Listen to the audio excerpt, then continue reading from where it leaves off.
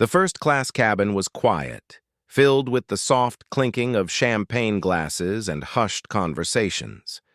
She had just settled into her seat, ready for a rare, peaceful trip, but then laughter from the cockpit, a voice loud enough for nearby.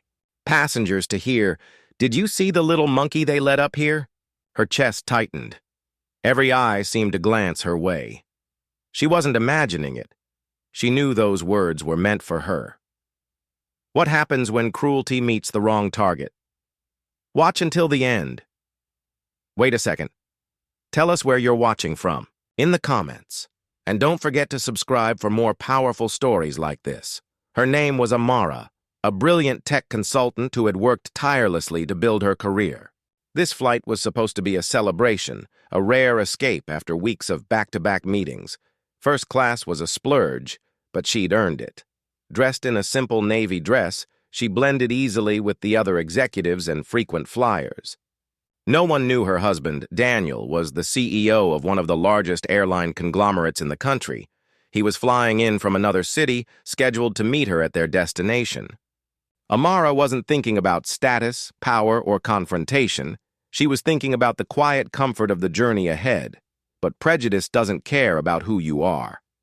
And when it comes from those entrusted to protect and serve passengers, it hits differently.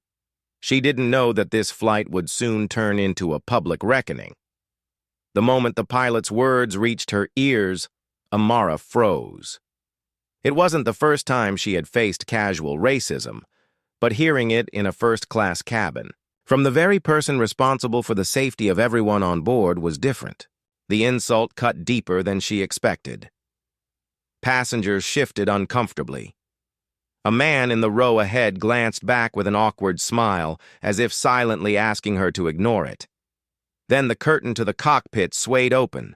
The pilot stepped out, tall, smug, still chuckling under his breath. His eyes met hers, and there it was. No shame, no denial, just the brazen confidence of someone who thought there would be no consequences. A flight attendant approached, offering her a drink, but the tension in the air was thick. Whispers traveled down the aisle like wildfire.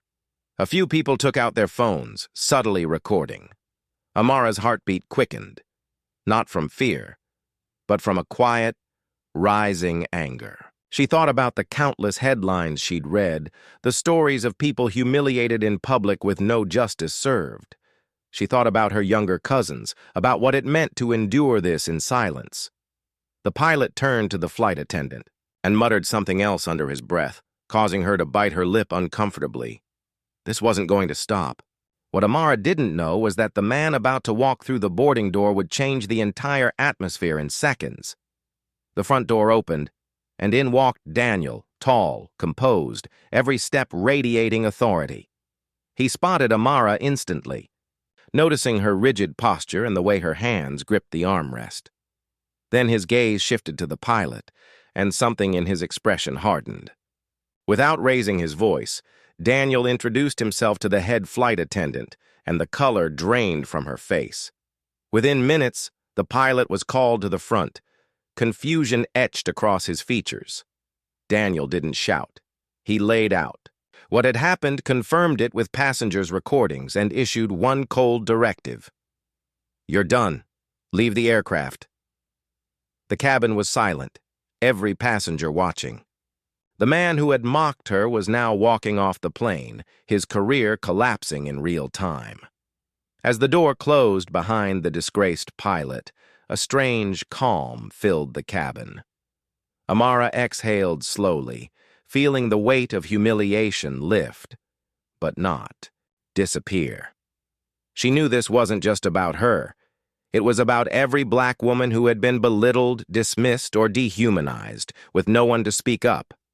This time, someone had. Daniel sat beside her, his presence a quiet reassurance. The passengers who had filmed the incident would post the video, and the world would see that racism doesn't hide, not even in the luxury of first class.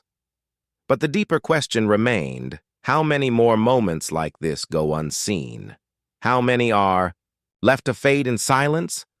Please tell us which country and city you're watching from. Take care.